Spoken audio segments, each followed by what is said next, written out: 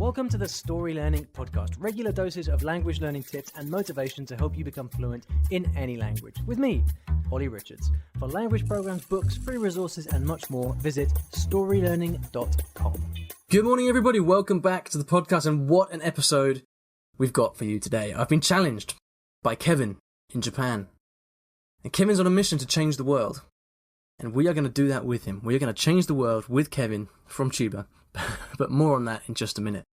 A couple of notices for you. First of all, the Fluent Spanish Academy. A number of you guys have been asking about this. This is a project I started recently that is helping people move from intermediate level Spanish to fluency. So this is, well, it's really for you if you've kind of been learning Spanish for a while, but you're struggling to get to the next level. We started a beta launch recently, which you might remember, and we filled up all the spaces. So the enrollment for that is now closed, but if you'd like to get on the notification list, so when places become available, probably I'll open it up for more places in a couple of months' time. To find out when that happens, please go to fluentspanishacademy.com and you'll be able to enter your email and get on the notification list there. Now it's time. Let's hear from Kevin and just what he's on about. Yeah, hi Ollie, it's Kevin from Chiba, Japan here. Of course, I'm learning Japanese and I love learning Japanese. But I didn't start learning languages until I was about 43, 44 years old.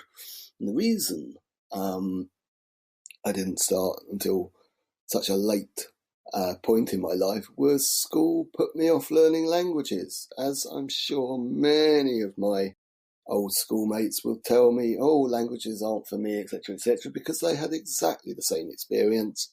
And I kind of conclude that school puts people off learning languages and it's doing much more harm than helping anybody.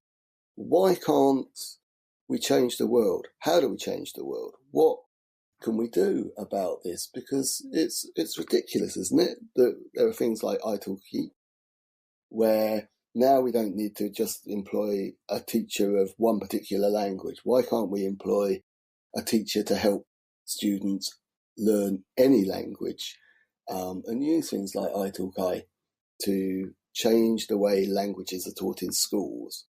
This is my mission in life. I want to change the world. How do we do it?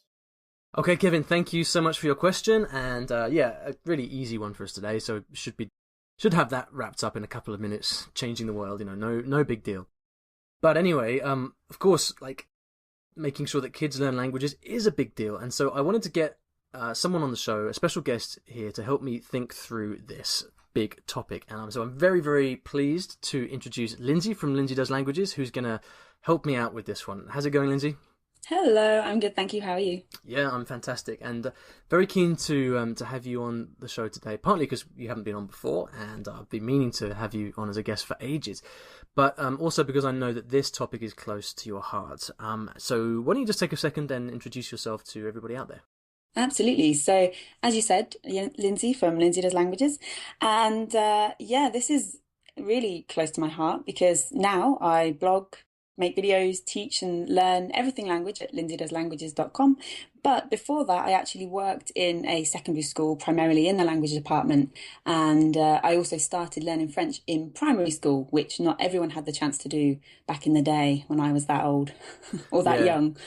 Yeah, I started languages. Well, I did French at secondary schools. That's 11 for me. Or was it even 13? I can't even remember. They made that much of an impression on me. Yeah. So I've never worked in schools in the UK, but I did teach in school in chugakko, in secondary, what do they call it, junior high school in Japan for a couple of years. So I've got this very different perspective from Japan. So hopefully between us we should be able to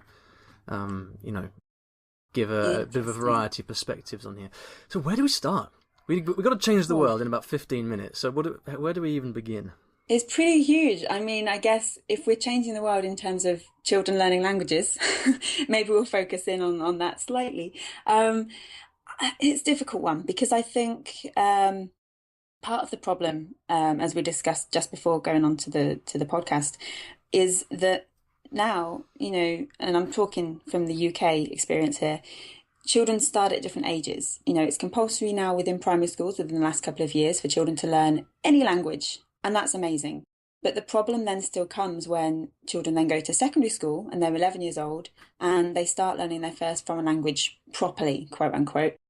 And they're 11, but they're then being taught like 4-year-olds, blue, red, cat, dog. And that's not what 11-year-olds want. That's not what they care about. And then this kind of hate and this lack of reason just grows and grows and grows from there, I think. I wonder if that's what Kevin was referring to, because the thing that really stuck out for me from Kevin's question was school put me off languages, and he said that all of his friends as well felt the same thing. So I guess there's a few different elements here that we need to address. And I mean, there is this thing of, I guess, the age that you begin. And there's a huge debate about whether that actually makes a difference, and there are many studies that totally contradict each other in terms of the age that you start learning a language and the effectiveness of that. And so we've got to talk about the age. We've got to talk about how to teach kids at different ages, right? There was the teaching methodology, and really, I guess, what makes kids want to learn in the first place. I mean, one thing I said to you just before we started here was that if, let's say that we had a shortage of scientists in the world, the government would start to push maths and physics, right? And it would say to kids, hey, you could be a scientist, you could cure cancer, or you could work out what's out there in the universe or something like that. How cool would that be? And they could find ways to motivate people. And I think they actually do that, don't they? Sometimes with the big professions. So what do you think, to start off, what do you think we could do to actually give kids that reason to want to learn a language in the first place? That's really interesting you say about the professions kind of going later on in life and sort of directing the kids towards, look what you could do with this. Whereas with languages, if you say to a kid, what do you want to be when you grow up? And if they say astronaut, then you can say, hey, do physics, do science, then you can be an astronaut. Even though it's probably a long way off for many kids and it might not actually happen, but it gives them that ambition. Whereas with languages, how many 4-year-olds or 8-year-olds even, do you know that what do you want to do when you're older? I want to be a translator. I want to be a language teacher. And they are the two main kind of go-to professions. And there's nothing wrong with teaching languages or being a translator. But when you look at even a university prospectus, even when it's kind of that high up, generally the kind of list of where can you go from here, it's written as a very short list and it doesn't look very exciting on paper. And more often than not, certainly when I've looked at this before, if you look at even something like kind of Cambridge University language program, they kind of pitch that as a way to get into other careers like banking or law or something like that, because they kind of seem to recognize that learning languages gives you a very strong intellect, if you like, makes you very adaptive, very creative. But it's, like you say, it doesn't actually, there's no such thing as a career in languages as such. So yeah, I mean, I've always thought that, well, obviously we know how important motivation is even to adult learners, right? And one of the arguments that I've heard before that I think is very interesting is, well, when you're looking at teaching kids, and let's take 11-year-olds as the kind of benchmark here for when you start to teach kids languages at school. I see it as you've got kind of two main options. You can either say to them, right, here are all the cool things you can do with languages. Like if you want to learn Japanese, you can read manga. Look how cool that is. Or if you want to learn Spanish, you can, I don't know what you can do with Spanish. Learn to be a flamenco singer. I don't know what it is, but try and engage kids' imaginations and the things they really want to do, and then use that as the way in, and then use it as I guess what anyone familiar with CLIL methodology, content language integrated learning, that you actually use the thing that you want to be able to do as the vehicle for teaching the language, which is a very kind of student-driven thing. Or the alternative is to kind of go back to that old school approach of saying, okay, we're going to teach you the grammar and the vocabulary and all this old school teaching, grammar translation style. Because I think you could probably argue with some justification that those old school methods of teaching are going to be the most effective for the most number of people, even if it doesn't inspire anybody or really get anyone excited. I think if you start teaching kids at that age, at around that 11-year-old, they start to have study skills that they can apply to learning things like grammar. So I think I sort of see it as you've got these two different approaches to the whole language tuition thing. What do you think about that? How does that sit with you? I'd love to ask about what you taught in Japan in English. Were you just teaching English or were you teaching other subjects? Yeah, no, I was just teaching English, and Okay. I was what you would call an assistant language teacher. Right. Although I had more autonomy than most ALTs, as they're known, because I was working in a special program. But yeah, so I was just teaching English. Okay, because you saying that has brought to mind when I was 18, I went to Costa Rica and I taught English for a few months there. And I was thinking that I would just be teaching English, that I would go in and I would say, like I had cat, dog, blue, green, red, yellow, hello, how are you? Yes, no, thank you. And actually, it was very different to the point of I was teaching these kids, I was having to draw like diagrams of genitalia because I was teaching them science. It's like We'll put these in the show notes, by the way, guys. Yeah, I do have a copy somewhere. And, I was not expecting that. But it was so much more beneficial because those kids were amazing, And of course, this is one of the big differences as well is, I think from what I remember from listening to Kevin's question, he was British, right? That's right, yeah. So He lives in Japan, but he's from here. Right. So three of us coming at this from a kind of, we've been educated in Britain, I'm guessing. Whereas there, the difference was they had English everywhere, as is the case in a lot of places. They had English music, English TV, film, all of that stuff. So that reason was present. Whereas here, it's very rare to hear a foreign language song on the radio. We might get a Scandinavian crime drama on BBC4 if we're lucky. And so there is no obvious kind of cultural reason around you to learn the language that you're learning in school. Now, what would be interesting is if rather than saying, okay, age 11, you go to year 7, secondary school, and you start learning French because that's how it's done.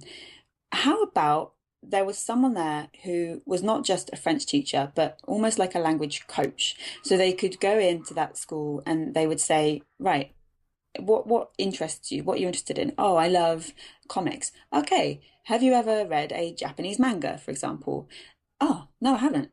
Cool, have a look. Take a look at this, do some research. And you're kind of encouraging this autonomous language learning, which then sparks that reason why. Does that make sense? Yeah, it absolutely. In practice, I have no idea how that would work. So I think, it sounds like an amazing idea and it sounds like, oh, we're going to change the world. But in practice, I don't know. But yeah, I just feel like it's the general thing of this is the language you learn. And then that puts everyone off, or, 90% of students off. Yeah, and schools, the other 6,000 plus in the world. Yeah, schools in the UK, I know, have languages that they teach, like quote unquote. It's like, so one school would teach Spanish and another school would teach French. Most schools have those fixed languages, and that does kind of fly in the face of what we're saying, doesn't it? Because you have to then, what you'd have to do is take that language, let's say Spanish, and you'd have to then really try to make that language relevant to all the kids in the school. Whereas in somewhere like London, where you've got a lot of schools with kind of with a minority of native English speakers, so you have people from all over the world. How do you make that relevant to people, to the students? It's a really difficult question, but I think, like, I would certainly agree that giving people the reason to learn the language is always going to be the key. Because if you can motivate kids and show them why, then you've done so much of the work, haven't you? Because you can then empower them to say, oh, I love that TV series, now I'm going to go off and learn the language. And I think that happens to a lot of people when they're younger learning English. They see TV series like Friends, don't they? And and they say, oh, I really want to understand what Joey's saying, and they go off and watch years and years of Friends and end up kind of learning it like that. I've never seen that happen really here, other than perhaps the occasional person that gets hooked on Korean drama or Japanese manga or something like that. Weirdly, I guess it kind of happened to me because the reason I speak Spanish is that when I got to GCSE, I'd done French all the way through and we had no other choice but French. the year I started GCSE, they brought a Spanish teacher into the school. And so they started offering Spanish at GCSE. I thought, oh, Spanish, because Shakira had just become a thing. I'd bought Uh-huh. her album with some Spanish songs on it. I had this tiny Spanish dictionary that I'd asked for my birthday. And I thought, well, I'm learning French at school. Surely another language can't be difficult. I know what I'm doing now. And that's literally how this whole thing for me started.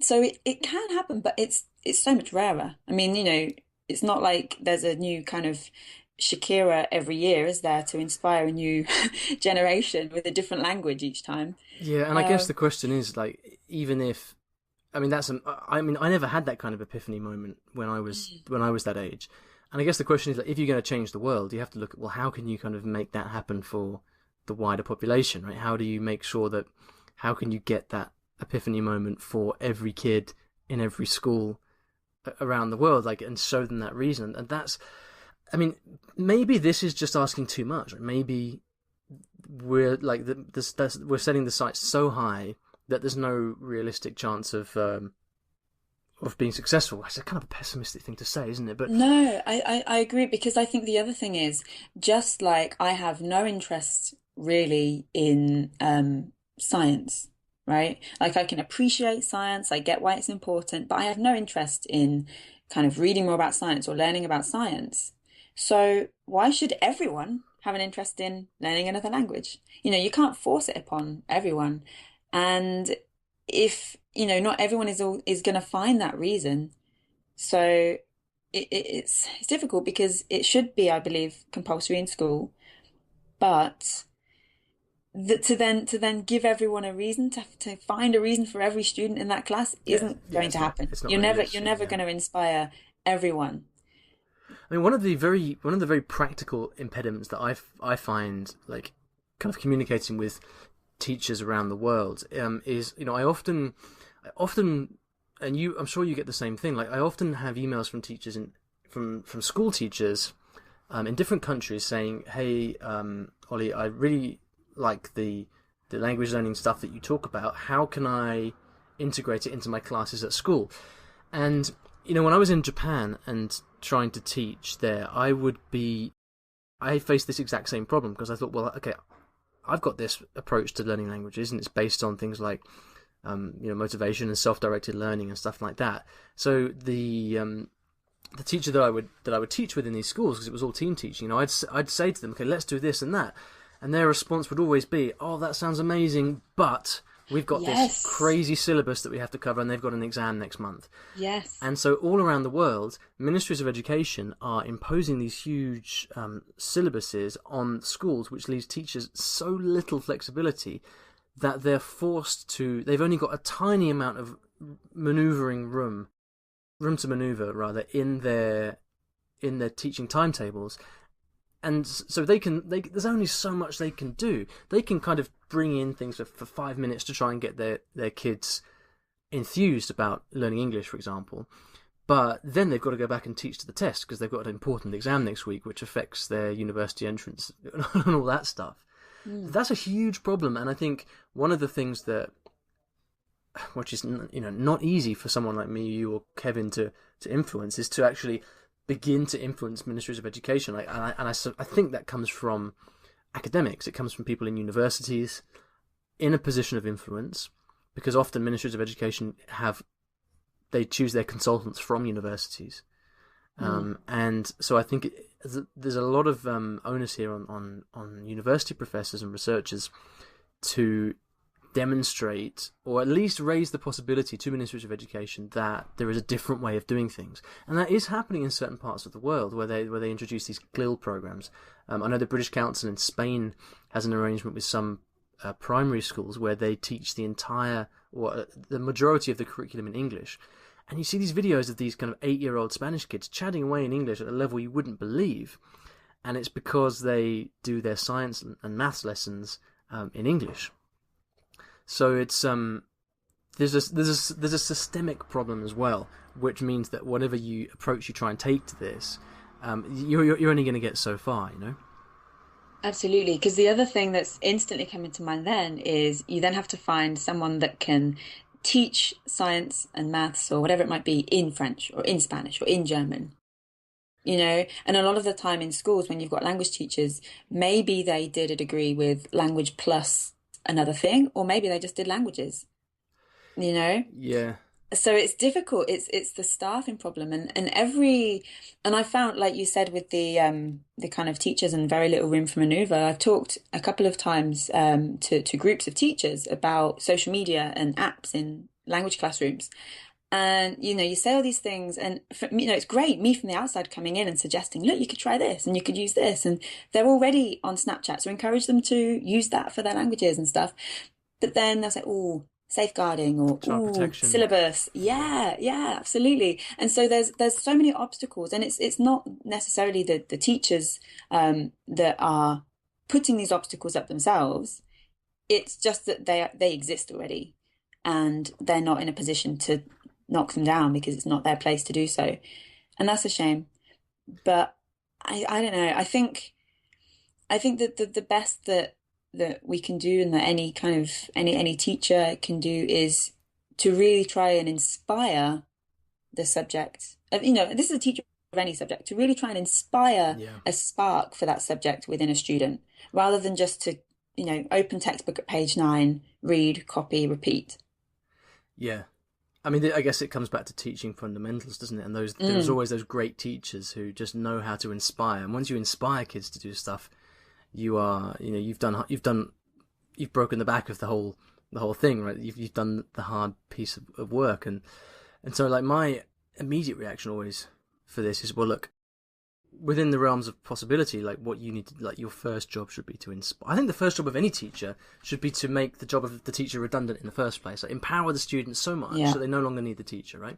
Yeah. And so, in that respect, like, if you can, I don't know, Kevin, if he's teaching in schools in Japan, but, like, I think for me, like, the extent to which you can get your kids hooked on British TV shows or books or radio or whatever it may be, like, that's the point at which you can get them to start learning more by themselves, And then you're just kind of guiding them in the right direction. And, they come to class, hey, what have you done? Cool. How do you know what that means in that sentence? And, then you're just kind of shoveling them along, so to speak. Yeah. And I guess you've got a lot more scope to do this as a kind of independent language tutor or whatever than a school teacher. I think school teachers are horribly restricted. Let's talk about methodology though, because okay, so this is something that comes to mind for me. I remember my French lessons at school, but that was early 90s, and so it's over 20 years ago. And well, kind of 20 years ago. And I have not been inside a school in the UK since then. So I was wondering, and obviously Kevin, he says he started learning languages in his mid-40s, I think he said. So, like, are we out of touch, do you think? You might be in a better position to if you've been in schools more recently, you might be in a better position to say, but I wonder, like, we think back to our school days, right? And like Kevin says, like, school put us off languages, right? But have things changed? Are we out of touch? I don't know if things have changed since the early 90s, because I was in nappies. So, but I mean, the last time, like, when I worked in the school was 2012. So fairly recently. Fairly recently, yeah. Yeah. I mean, it didn't seem much different to when I was studying language in secondary school. But I know, working with a few students now on GCSEs, so the exams you take at age 14 to 16, again, not much has changed. And it's like there's a vocabulary list that is, this is the vocabulary list that they're expected to know, and the exams are quite rigid. And I've been working recently, exam season now here in June and July. Yeah. And I've been working quite recently with my student in Spanish, kind of doing mock exams. And some of the things where it says on the test, on the mark paper, accept this answer, but don't accept this answer. I feel like some of the time I'm thinking, I don't know, that seems a bit harsh. And I guess, they say every year, don't they, when the exam results come out, kids are getting stupider or exams are getting harder. And it's one or the other. It's just that there's a quota, pure and simple. There's a number that says we have to have this number of students have an A grade and this number to have a B grade. And that then makes things very rigid if you take that back to the classroom then. Yeah. I suppose, like, if there was an expert in government or like statewide testing and curriculum design listening to this, they'd probably be listening to us thinking, Yeah. "Look, you guys just have no I idea know, about right? about what it takes to actually administer this kind of thing." And I'm sure it's incredibly well. I know it's incredibly tough. Like, assessment is the most difficult, problematic area of language teaching, but it's so important because it affects everything, right? The test is the teaching, because kids have got to pass the test, right? How could you describe what a typical lesson might look like in 2012 when you were in there? Like, what kind of things would be going on? In a language classroom, normally a little bit of kind of presentation, like PowerPoint presentation style, with an interactive board. So maybe some kind of game like noughts and crosses or matching pairs, that sort of thing. This is kind of year 8, so we're talking age 13, more or less. And then there'd be some textbook work. There'd maybe be some talk to your partner work. There'd maybe be kind of building some sentences. Nothing had really changed dramatically other than the introduction of the interactive whiteboard, which before would have just been kind of flashcards, or, let's play noughts and crosses and stick the flashcards to the board. So we did the same things, just without the technology. And what was the balance of, what would you say was the balance of speaking versus other skills? I would say most of the time, because you've got 30 kids in a room, if you're doing a class activity, then how much realistically can each of those kids speak in a lesson? They're probably going to say one sentence like, je joue au foot. Boom. That's it for the hour. Yeah, and I guess then if you, I used to teach these classes of 40 kids in Japan, and we used to pair them up and do pair speaking, and the task of monitoring that many kids is just so hard. It's that it just becomes, it definitely, you risk wasting everybody's time in the pursuit of an idealistic goal of everybody speaking, right? Absolutely. Okay, so I guess the last thing I wanted to mention was something that I heard Steve Kaufman mention once in a video, which has stuck with me ever since, which is this. And I don't know whether he still feels the same thing or whether his views have changed since then. But his basic point was, look, a 13 or 14-year-old... Okay, so backtracking a bit. The sort of standard accepted teaching methodology now in 2016 is the communicative approach, right? Or the communicative method. You get people speaking and you learn through situational based speaking. Like, that's the base, the sort of go-to methodology for the language education world. And that, from what I've seen, is certainly in the West, is what tends to be applied in school. You get this kind of, at the train station and the doctor's type parroting going on. And Steve's argument was, well, look, for a 13 or 14-year-old kid, or even younger, 11, 12-year-old kid, even if they've fallen in love with Japanese manga, they've got no authentic reason to want to speak the language. They don't have any Japanese friends. They don't have any... they're not going on holiday to Japan, probably. None of their family members are Japanese. They have no authentic, real-life reason to speak the language. And so, is it not therefore wrong or unhelpful to get them up and speaking all the time? Isn't that artificial? And so then his sort of continuation of that was, if you accept that argument that it's an artificial thing for kids of that age, then surely it's a more productive use of time to say, all right, in these school years, we're not going to do any speaking. What we're going to do is a lot of reading. We're going to read stuff that you like. If you like football, we're going to read about football in Japanese. We're going to learn the Chinese characters for football, and because the classroom is an environment that's very conducive to that kind of study. And so, all right, there's no speaking, tough, but aren't you going to be much more productive and get much more stuff done by taking a more academic approach to the language? Because the kids are going to be able to relate to that much better. They're probably at home reading comic books or surfing the net or something. That's what they like to do. So I thought that was a very, very powerful idea, that maybe we shouldn't be getting kids to speak at that age. Because if you think, like, if that's the approach you take, it's kind of academic approach, or not even academic, but more based on reading and perhaps listening, using materials and themes and topics that they're interested in, if they spend 5 years doing that and it's effective, then when they actually want to come to speak when they're 18, 21, 25, whatever, they're going to have such a great foundation that it's going to, you've done so much of the work already. Does that make sense? Yeah, absolutely. So it's the production of the language is a lot less forced and more a case of when you're ready, because the interest would still be there, because everything you'd done to that point had been interesting for you, right? Because it had been based on your interests, and it was reading, and it was absorption rather than production. When I was 11, 12, I was socially really awkward. I couldn't, the thought of getting up in front of someone and speaking was terrified. So like the idea of doing that, forcing kids to do that in a class, I mean, how is that productive, Yeah, I agree. And I've always felt very awkward about that as a teacher when I've been in front of a group of students, whether they're adults or children, and to kind of say, right, you, speak. I've never been a fan of that in terms of teaching.